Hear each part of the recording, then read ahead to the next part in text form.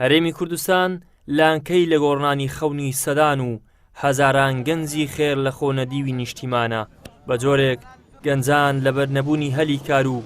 بەدی نەهاتنی خەون و ئاواتەکانیان ڕێگەی هات و نەهاتی هەندەران دەگرنە بەر. هەرێم هەتا ئێستا هیچ میکانیزمێکی دانەنراوە لە داهاتی ناوخۆ یاخود داهاتی نەوت یاخۆ هەر داهاتێکی تر بێ لەم هەرێمە ئەگەر بە ڕێژەی لە ساڵیەک کەمتریش بێ دانێناوە پەیوەست بە گەنجان بۆ ئەوی کێشەی گەنجی پێ حەل بکرێ بۆ ئەوی گەنج داهاتێکیە بێ بۆ نمونە لە سولفەی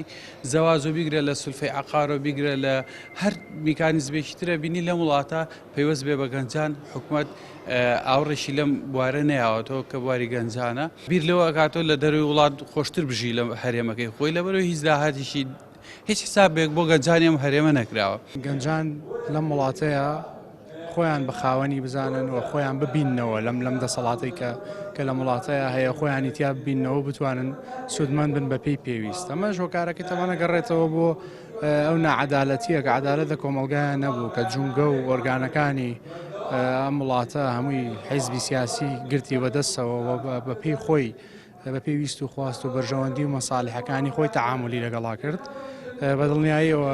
باردۆخی گەنج باش نابێ گەنج بێتاقەتە بێ ئینتیمان نامێنێ بۆ خاک بۆ نیشتیمان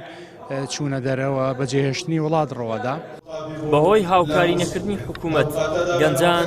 ناتوانن پەرە باتوانست و حەزەکانیان بدەن و هەر ئەمەش بۆتە هۆی بێهیوایی ئەو توێژە و نیگەرانیان لە ئایندەیان. ئەمە سەرەڕای ئەو سەدان دەرچووەدا نەمەزراوەی زانکۆ و پەیمانگەکان کە چاوەڕوانی حکوومەتن لە یەکێک لە ناوەندە فەرمیەکان دابمەزرێن و بتوانن لەو ڕێگەیەوە خزمەتێک با کۆمەلگاکەیان بکەن. لە ڕابردووە کۆمەڵێک هەلو فرسەتی بچوو بۆ لاوان هەبوو لە هەرێمی کوردستانەوەکو هەندێک پێشینە و هەندێک پرۆژەی بچوو بۆ لاو یاخود تەلەبەی خوێنکارەکانی زان و کۆمەڵێک دەرماڵ و شانە بوو ئیسا ئەوە نەماوە لە ڕاستیە ئەگەر چی ئەو پرۆژانە لە کاتی خۆیان پرۆژەی بچوو بوون بۆ لاو لە ئاسی تەموحی لاوانە بووە بەڵام توانم تاک کەمێک با بڵێن ئاسێکی کەم کێشەی لاوی هەلەکرد بەڵام بەداخەوە دوای ئەو ئەزمەی کە ڕوویا لە هەرێمی ئەزمەی دارایی و با بڵێن ئاڵۆزی سیاسی بین حیزبە سیاسیەکان بە تابەتی دەسەڵاتدارەکان وای کرد کە ئەمەش نەما ئەتوانم بڵێم ئەم دۆخە هێندەی تر با بڵێن گوزەرانی لای خستەنەوە قەیرانێکی قوڵترەوە کە بە بڕای من لە ئێستایا پێویستمان بە پلانی استراتیجی قوڵ هەیە بۆی بتوانین کێشەکانی لاوان حەلکەین. سەپۆرتکردنی هەر گەنجێک کە توانە بیرۆکەیەکی جوانی هەیە دەوێت کارێکی ناوازە بکات سەپۆرتێکی گرنگی بکرێت هەم لەلایەن حکوومەتی هەرێمی کوردستان و هەم دایک و باوکان و کۆمەڵگەشەوە ئەگەر ئەتو کارێکی جوانت هەیە سەپۆرتێکە بۆ ئەوی بەردەوام بێت یاخود بوونی دەرماڵە هەلی کار بۆ نەزۆر کەس هەیە دەڵێن ناخوێنم گەربشی خوێنم دامەزرانتن نییە یاخود ئەگەر هەشی بێ ئەبێ بە پشگیری حزبی هەبێ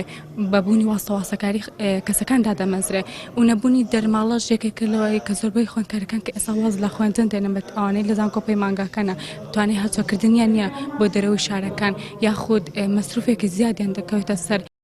زیاتر لە 8 ساڵە هاوکاریەکان لە چوارچێوەی دەرماڵەی قوتابیان و پێشینەی هاوسەرگیری و پێشینەی کار و دەیانی دیکە بە پاساوی قەیرانی دارایی ڕاگیراون. لە ئێستاشدا سەرەڕای ئاسایی بوونەوەی دۆخی دارایی حکوومەت نەتوانراوە ئەو پێشینانە بۆ گەنجان بگەڕدرێتەوە. ئیدریس محەممەد، کەناڵی ئاسمانی پەیام، هەولێر.